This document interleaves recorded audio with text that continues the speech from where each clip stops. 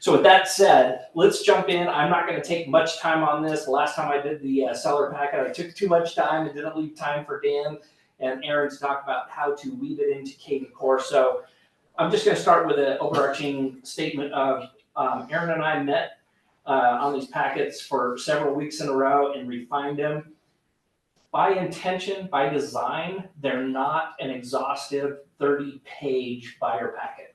We thought that is not helpful to you as agents. The whole point is to put some key information in front of your buyers that will then spawn some conversations that you can then demonstrate your value. So having said that, here is the opening, well, if we could get to the buyer packet there, Aaron.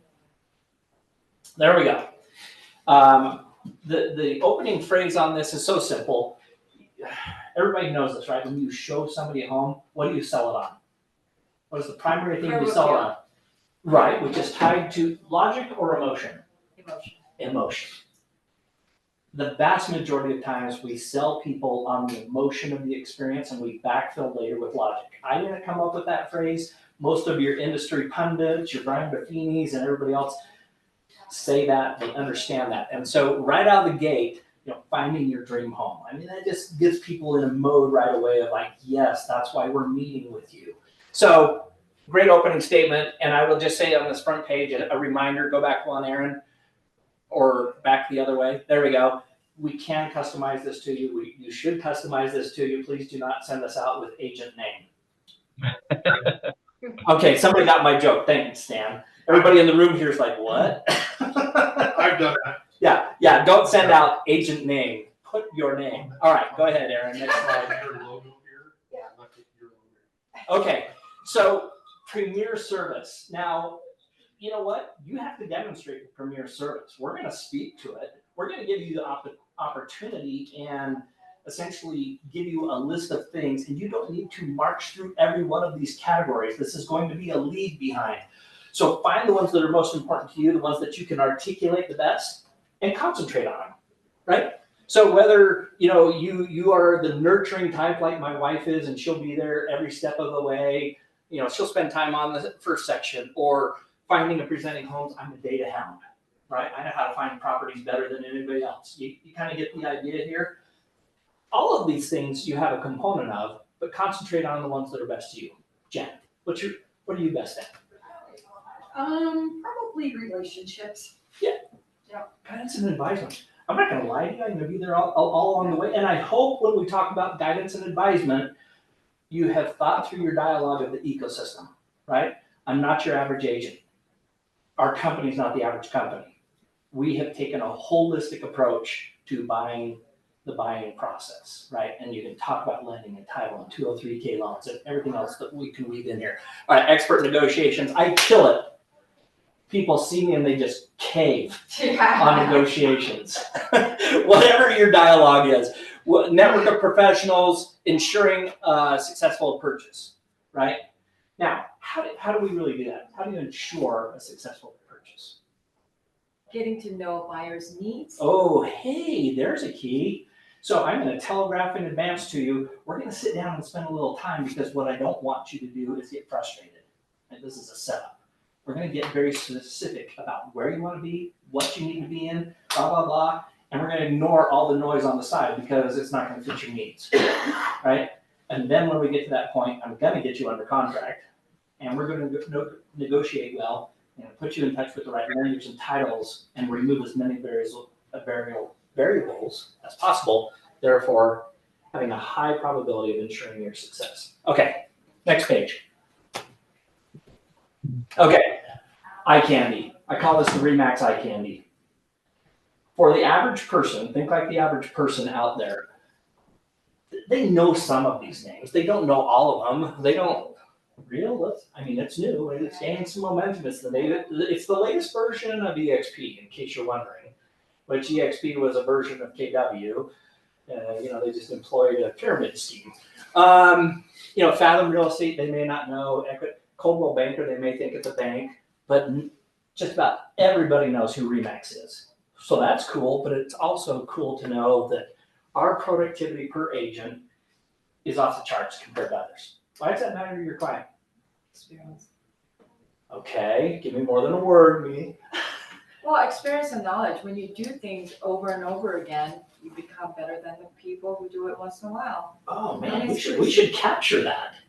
That's a good line. This is why I ask these questions. You're gonna have a marketing set here, but unless you think through what you're gonna say, you might come back and say, well, experience counts. Not as good as what you just said. Matters. When you Experience do matters. this over and over again, you get really good at what you do. That's why doing twice as many as every other brokerage is important, because we actually have dialed in. Does that make your buyer feel better? Yeah. Right? Okay, so good eye candy. And I'm always aware that somebody may be coming in on a buyer presentation after us. Well, not with me, because I make sure they sign, but Daryl, come on, laugh. That was a joke. But at least this kind of starts painting the opposition into a corner, right? All right, next slide. Or next page, I should say. All right, mastering the art of negotiation. So some of those paragraphs up above, we're going to spend a little more time on, put some more meat on the bones. You know, crafting a competitive offer, navigating counter offers. I would spend a lot of time here, right? One of the dialogues I use is Daryl, I don't know how to say this, but finding you the home is the easy part, right? Finding you the home is the relatively easy part. Getting it under contract, keeping it under contract depends so much on my relationship skills, my ability to negotiate and look out for your interests, right? So spend time here. Be prepared to have some dialogue here. You can then march through managing contingencies, due diligence, inspections. It gives you some talking points. Again, find the ones that you want to concentrate on. Don't march through every one of them. Next page, please. There we go. Expert guidance. Make sure you stay with the dialogue. I'm not your run-of-the-mill person, right? I have invested a lot of time. I go to trainings over and over and over again. I know my contracts. I know all these things. So I understand my market. Do you understand your market? I hope you do, because I can give you a crap ton of information related to it. You better know it. But being able to explain to them. So really quickly, just on this segment alone, we have intentionally, over the past 2 months, been giving you information about the current market and where it's heading. So if you remember from sales meeting, my graph was showing since 2016. And we had kind of like 4 years of normalcy, then we had COVID, and I showed you 3 different data points. It was the amount of inventory, the number of sales, and the median sales price. And I put kind of dashed average lines through each of them. And so as an example, inventory going down. That's a great kickoff point to have a good discussion with your buyer, right? You've got to be on the spot, you got to be pre-approved, you got to find the property. We have options for renovation loans, et cetera, et cetera. But over the next 3 months, there's going to be less and less inventory. So let's get after it. All money's still cheap, okay? Compare values, property condition, it's important for us to know. We got you covered on that. I got home inspector relationships. We'll negotiate a home warranty for you so you're protected for a year. All those things that we know in our head, we need to be able to articulate. Next page, please. Okay, this is just more detail on that, understanding a seller's buyer market and a balanced market. Dan, I'm gonna bother you, so unmute. Are we currently in a seller's market, a buyer's market, or a balanced market? Ooh, I think we did this 2 weeks ago and we decided we were in a balanced market, right? That's right. The prevailing, there's nobody who dictates what it is, but the prevailing wisdom in any market, if you get north of 3 months of inventory, you're hitting a balanced market. It's more like 4, but somewhere between that 3 and 4 is when we cross over into a balanced market. And that's kind of where we are, barely, right? Shortly, when everybody figures out money's cheap, it's going to become a seller's market again. And that's what you need to be able to communicate in your buyer's packet to your buyers. Okay, next slide. Next page. Navigating the essentials. This is where you can talk in more detail about the ecosystem. This is a great place to have your hard print out of the different renovation loans, if that's what you want to cover with your people, right? Let's find a house that has good bones, is in a good neighborhood, but needs a refresh, we can do that. We can roll it into the loan as if you were just buying it, put on the market that way. So great to talk about. My overarching theme on this is there are a ton of variables in the transaction. Would you agree? Yeah. Ton of variables. This is why we have invested the time in creating an ecosystem, is to reduce the number of variables that go sideways on a deal. We can't get rid of all of them, but we can get rid of some of the significant ones. When I know, and I'm going to talk about at least one of these, it may be title, quite often it's lending. When we run into a lending issue, and this would be true, by the way, if I'm in a listing presentation, we've done deals for people where we didn't represent the buyer because we were able to get them over to Lifetime Home Loans and find a product to allow them to continue buying the home. On the buyer side, there is do you know if we've created the repository for all of the Lifetime Home Loans marketing pieces yet? I'd have to ask Aaron. Yeah. Aaron, do you know if that's the case? Have we created a repository for all the Lifetime marketing collateral pieces yet? I have not heard from Rhett or Jeremy on that, so I can check in with them and see what they want. Let's make sure you and I cover that on our call this week and get that done. The point being is Lifetime already has a marketing piece that is a sheet that shows like 50 different loan products. It's pretty impressive for a buyer to see. Nice. And it's super great. I mean, how many of you have ever had to deal with like UCCU on a loan or American First Credit Union? And it's like, aggravating. And the product, the one of their two products is not very good. This is a way to head your buyer off at the pass, right? Address. We have a mortgage broker, and by the way, here's just a smattering of the products they can offer for different situations. Or you can be stupid, don't say that. You could be silly. You could be uninformed and just go down to your local credit union and take one of their two products with not great pricing, right? It's an easy way to get people over to Lifetime. Let them have the conversation. You don't have to be the expert. Just say, you know what? Reach out to Rachel. She'll take good care of you. You don't have to use her, but she'll at least bump start you because we know people that talk to her are the ones that are typically going to use. All right, next one.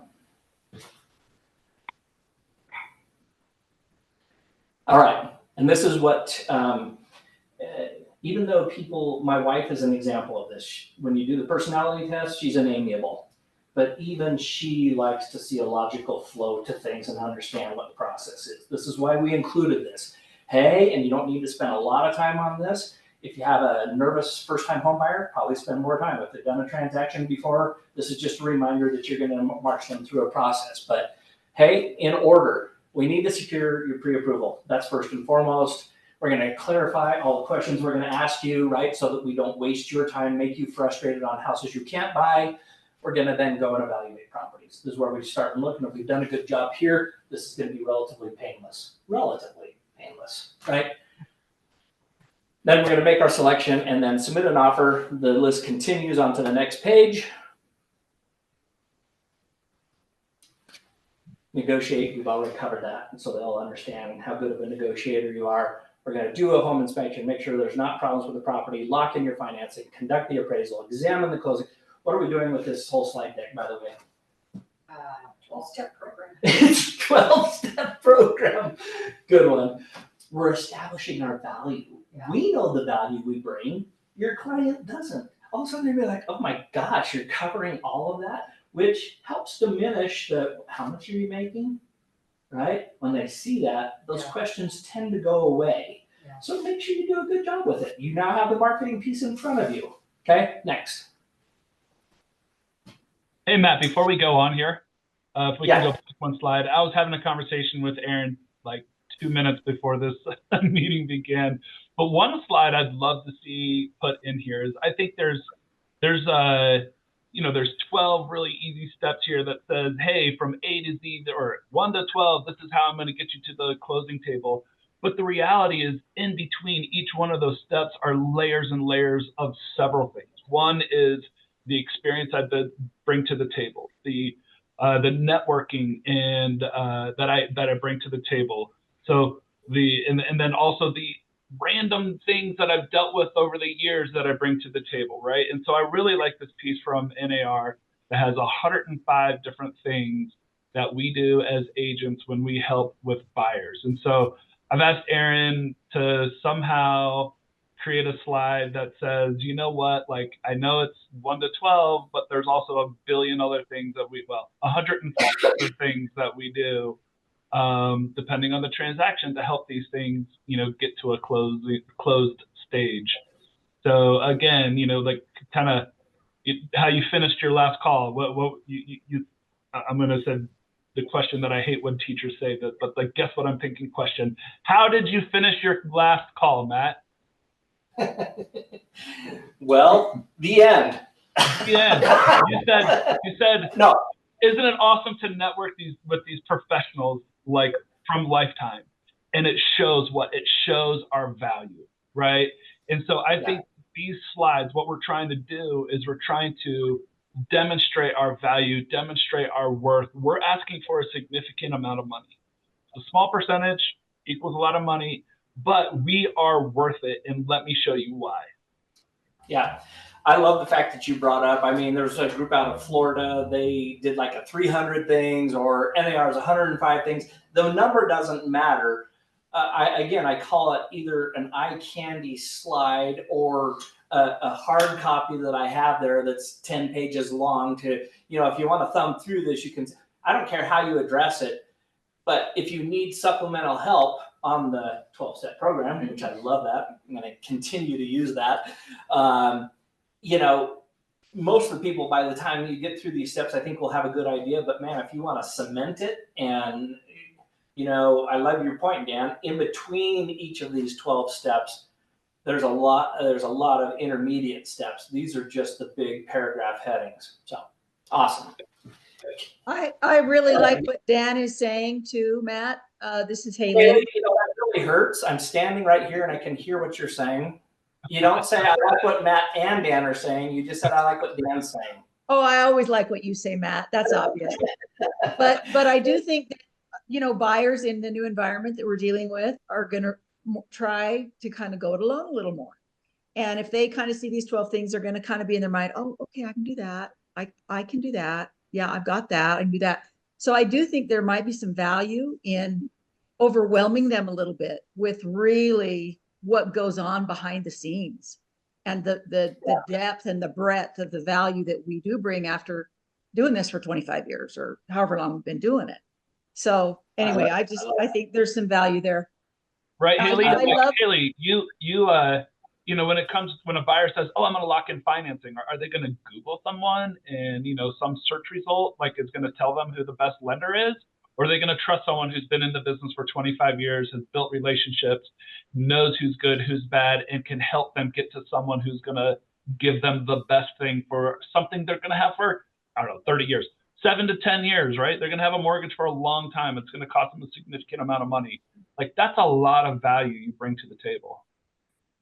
And you know what, Dan, I'm going to see yours and Haley's comment and raise it one when talking about one upper. Yeah, and that's right.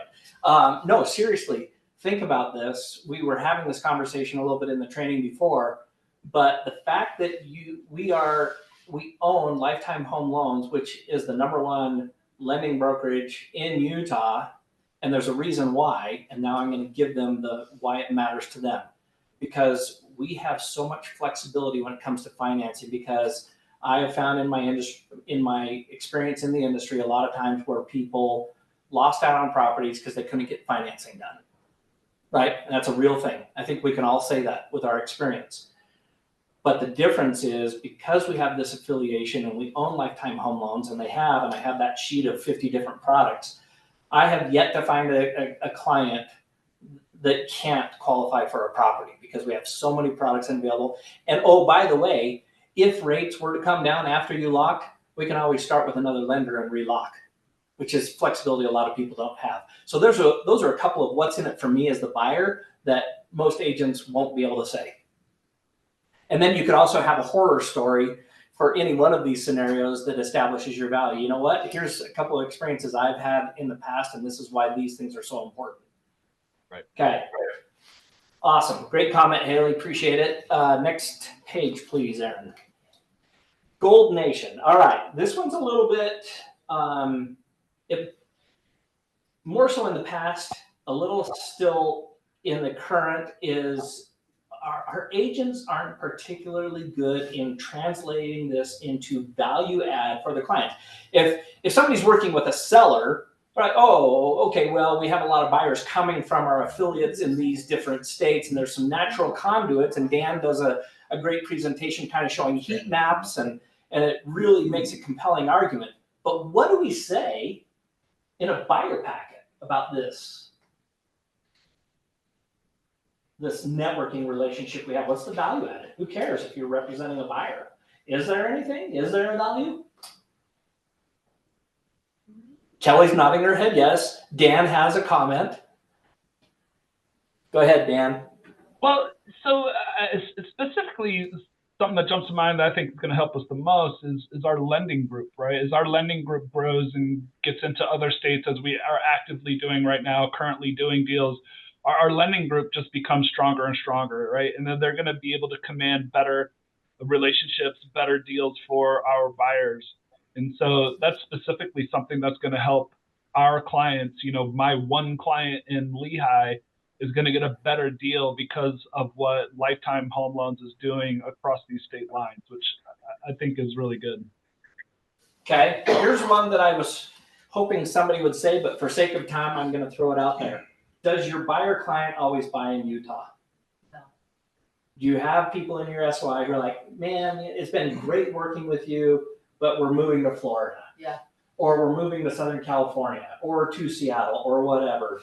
This is a great slide to say, not only do we have a great relationship in RE/MAX LLC and our referral network, but if you're going somewhere, we have high producing agents in our sister companies throughout the Western US that can take good care of you. Or it's also a soft request for referrals for their friends and family who may be moving. So don't lose sight of that. This isn't just about your buyer and their specific buy.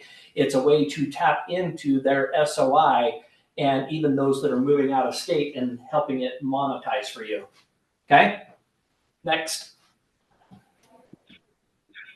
All right, big one that I don't see a lot of agents leveraging to the degree that they should.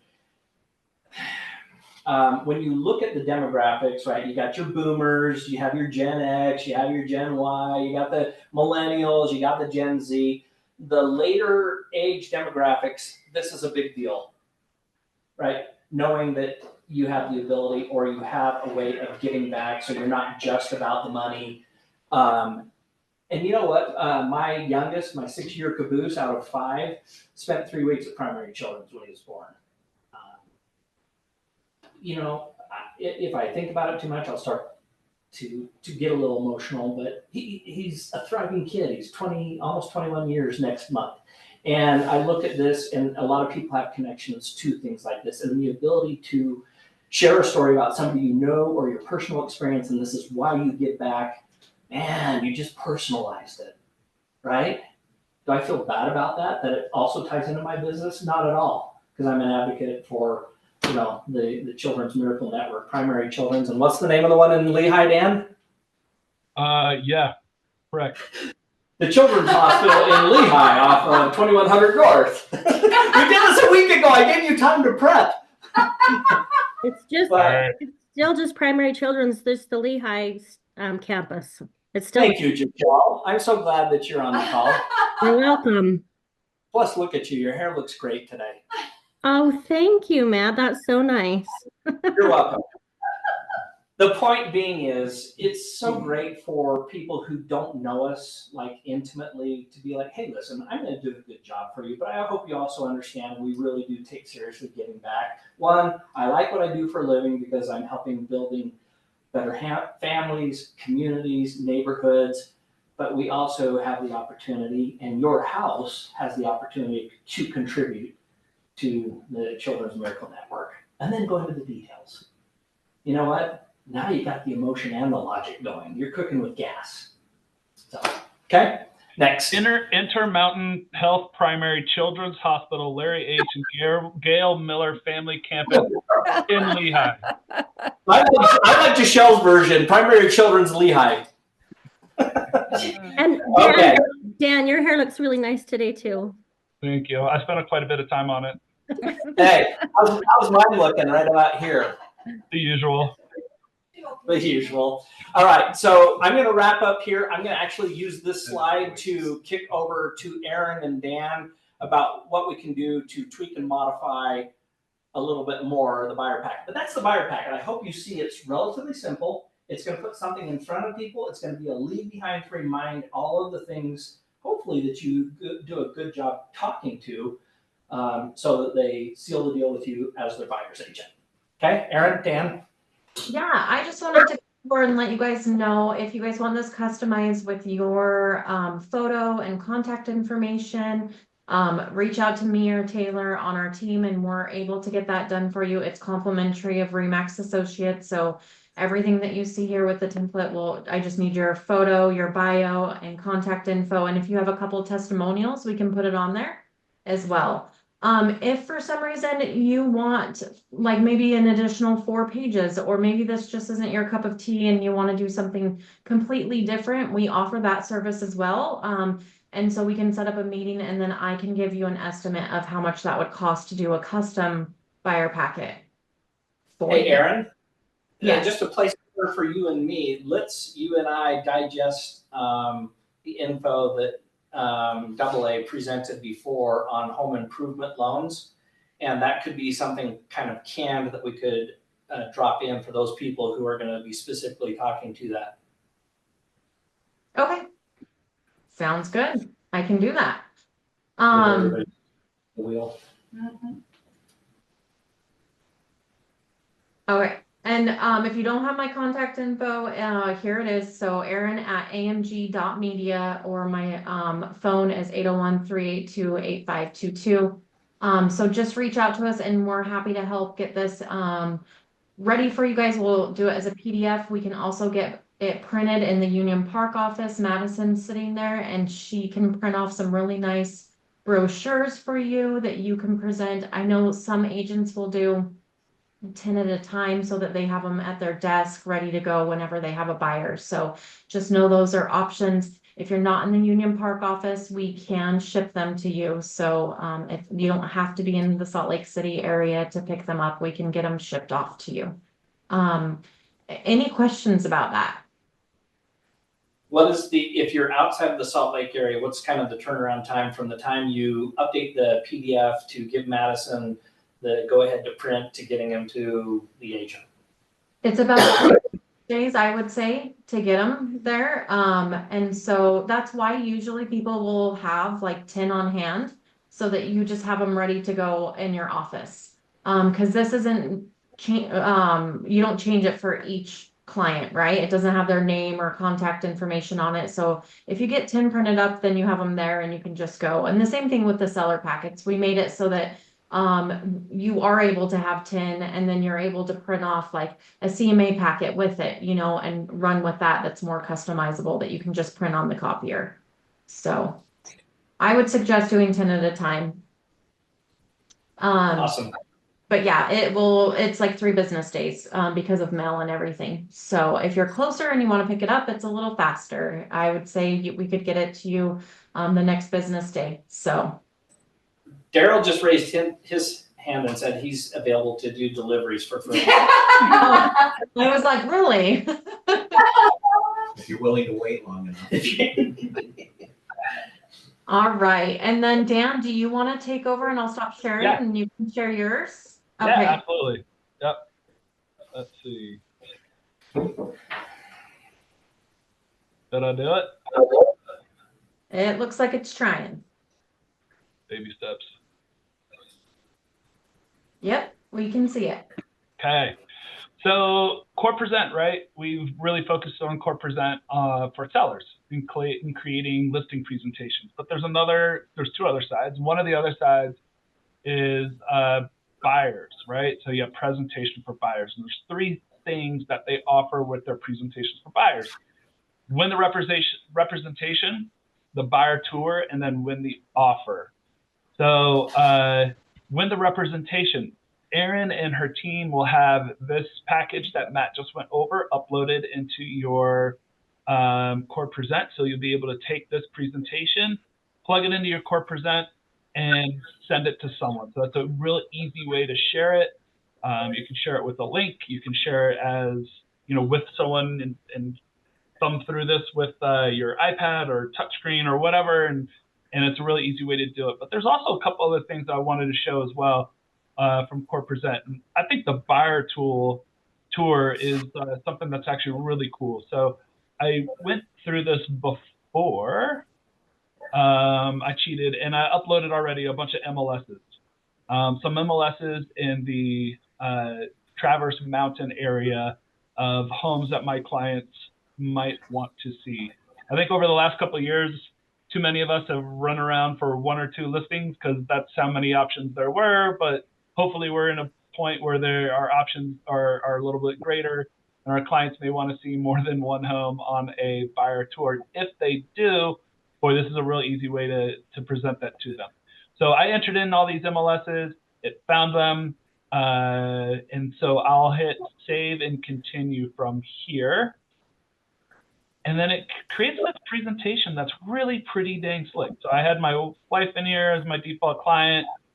Here's just kind of a digestible, this is, where we're going. These are the properties we're seeing, some averages. Hey, can I interrupt for a second? So there was just an epiphany went off here in the room, right? You can use the power of the MLS to get more granular if the searching is easier there, and then you just put them in like you just showed on the previous screen. So it's kind of like the ugly back end and the pretty front end. It's kind of like the role you and I play quite often. we don't need to say which one's which. Someone got commented on their hair today and someone didn't.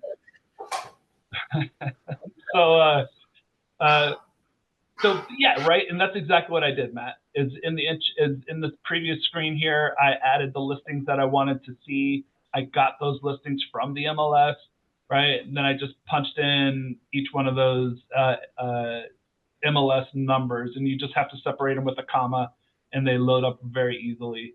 So here's kind of a digestible little page, an overview of what we're doing. And then here is someone can have this on their phone or on their iPad as you go from house to house, is where they can see the details on each home. They can kind of thumb through some pictures as you're going. And then they, so it's a really good way for people to, know where you're going and what you're going to be seeing. And you can also order these so that you can have a methodical way to tour, which is great. And then at the end, I think sorry, quick question. So that interface you were just showing, is that basically showing what would show on the app? And then do you have your clients download the app so they can be thumbing through at the same time? Or what is kind of the use case? Yeah, they don't need the app. They don't need an app, right? They just need the internet. And so if they follow the link that you can send them, they can pull this up and it'll look exactly like this for them. I think there's a directions. Is there? Yeah, Daryl just said he thinks there's a link to driving directions as well for your client. Right. Oh, nice. And that'll show up when you send it to We them. can still drive at our normal rate of speed and they'll get there eventually. So then you also have the ability to rate and review each one of these, right? So as they're going through, they can, say, oh, I'm super interested in this one. I need some more information here, or like, hey, let's make an offer there. And so can you click on that, Dan, to show that interface? Because I'm curious about that. So yeah, so let's do that, right? So if I click on web, so this is exactly how I'll look for your client. And You may have to, yeah, there we go.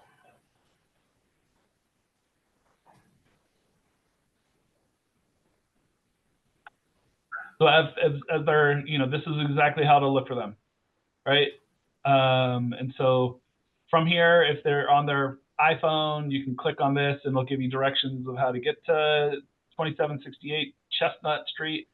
And you can just go through your list that way. And then But getting feedback, yeah. Yeah, so then here you'll have, kind of the descriptions, you'll have, just the quick dirty of the property, and you can go through the property that way. And then at the end, this is where you can kind of say your interest or not interest in these properties. And then you as the agent will have this as their feedback, which is, yeah, pretty slick. That's awesome. Is it just an overall rating of, 1 through 5 or whatever, or is 1, it 2, or 3? It's not interested, considering, and let's make an offer. So, yeah, there's not a ton of ability to kind of say how much you like it, or there's not a 5. There's just 1, 2, 3. I like this, right? Because it makes them more engaged, because if you've had the experience, if you don't do this job well at the front end, you show people 12 homes, and what do they say at the end? Oh crap, can we go back and look at 2 and 3? Because I can't remember. You know what I mean? It makes them more conscious in the process and tagging it, whether it's of interest, something they consider making an offer or not. So you can also download this as a PDF, and you can share it with your client, or you can print it out and have this available for your client. And so this is what that looks like. Mine's a little slow here. So it's, the overview, and then each property has a little page with the details on it. And so they can make notes. And like you just said, Matt, it's sometimes at the end of the day when you're done seeing 12 properties, you can't remember which one's which. So I love the fact that there's a couple interior pictures with the exterior picture, so you can remember, like, oh, that's the one with the wood railing, and that kind of thing. So it makes it easy to remember which one was which. Hey, Dan, do you know if there's any space for making notes electronically on the electronic version, on the web version? Good question. I don't think there is. Yeah, I'm not sure that there is. Okay. That would be nice if they could add that, wouldn't it? Aaron, let's make it a suggestion. So I can suggest that. This is the electric version he was doing previously. Yeah, Haley, I don't see one where there might be that ability to do that on the electronic version. Okay. So, the electric version is cool, but it is a smaller, use form factor, and depending on what age group you're in or your client's in, I kind of like this one.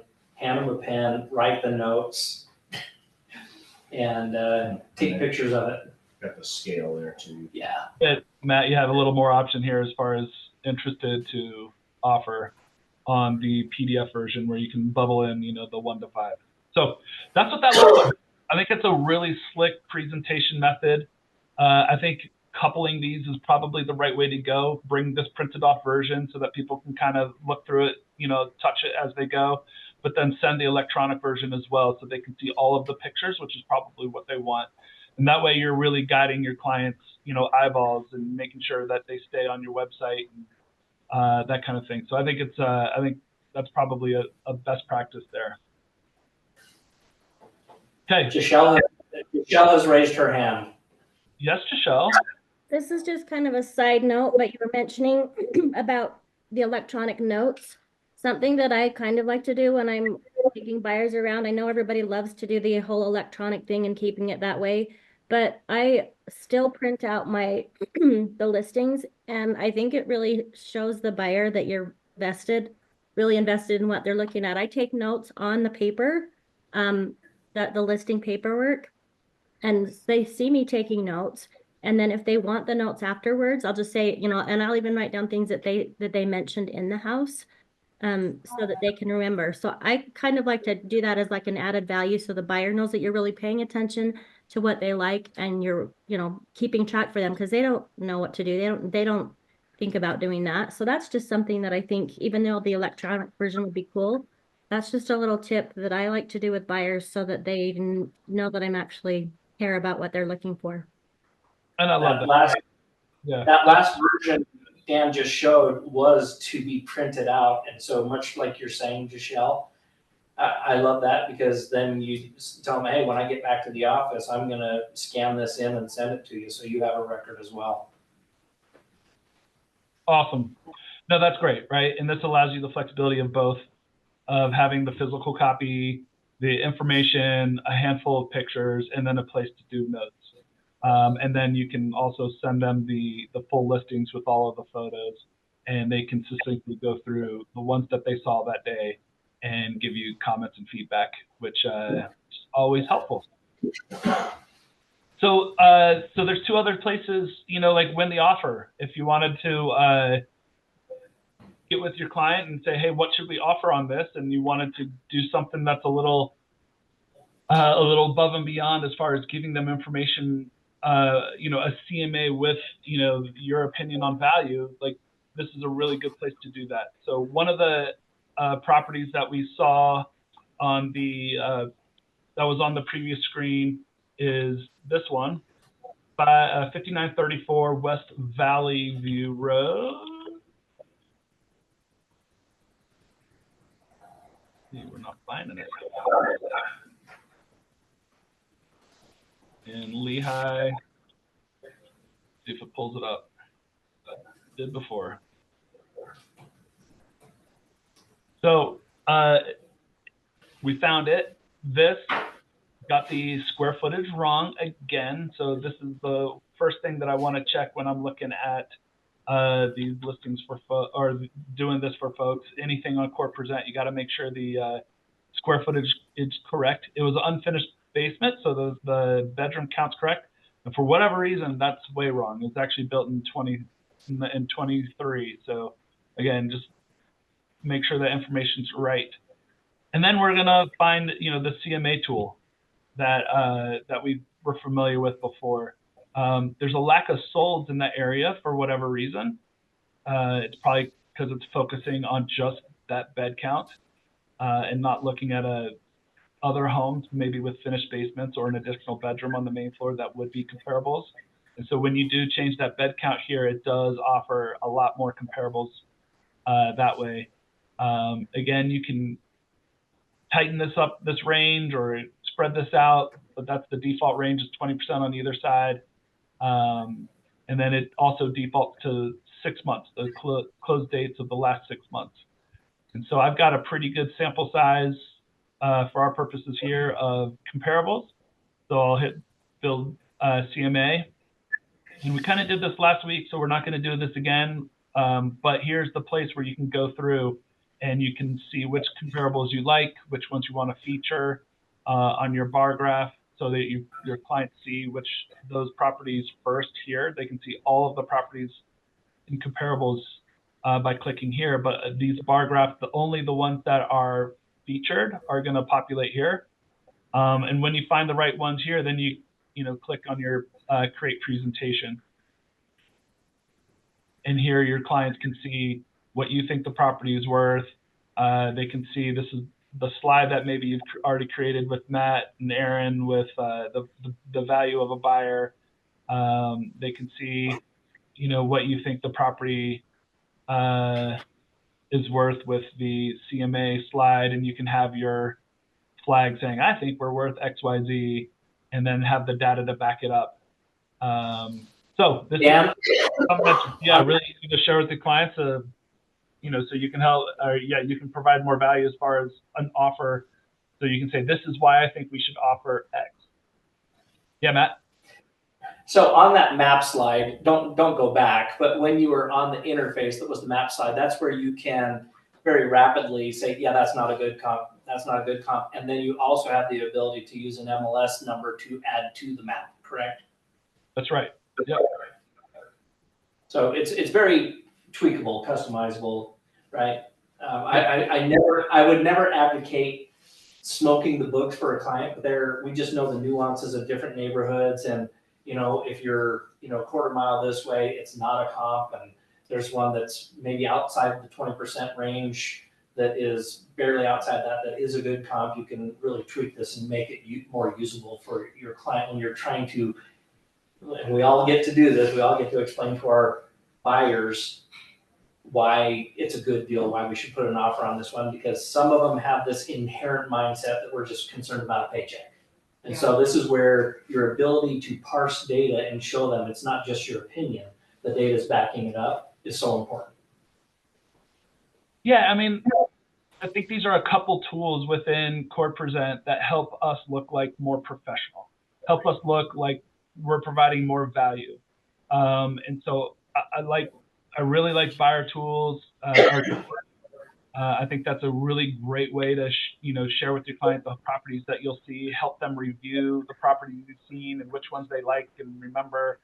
And then obviously with the new landscape of real estate that we're in, it becomes becomes super important to prove your value.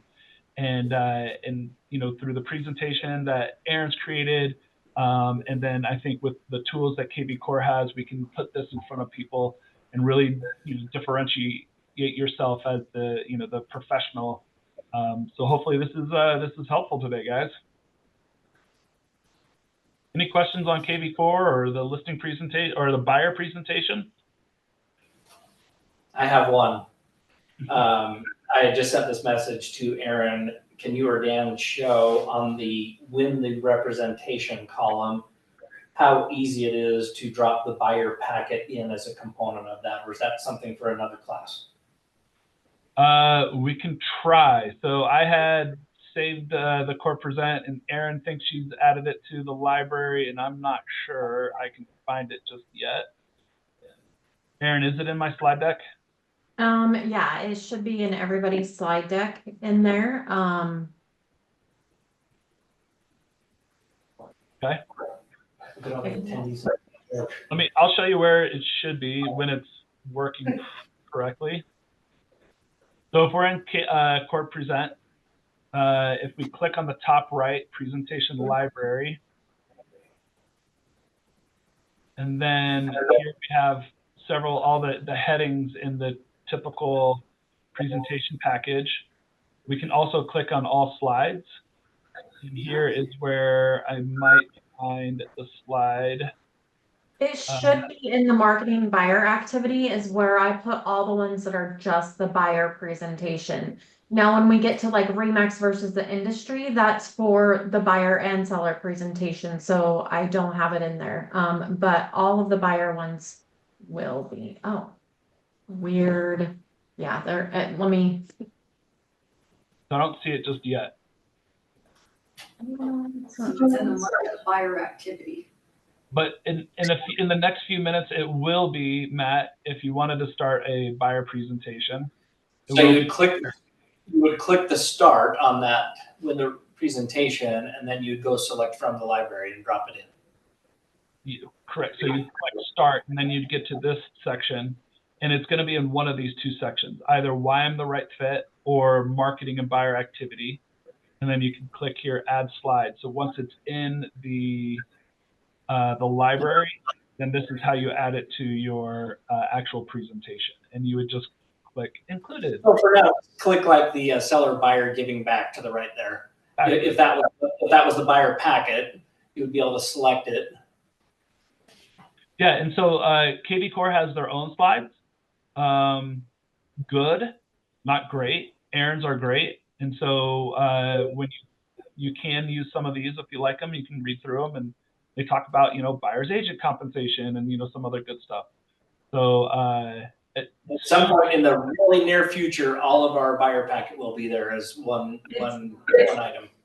And then you can just refresh your page. Oh yeah. Okay. Yeah, it's there. This is risky, it was Aaron. one little button. I'm so sorry about that.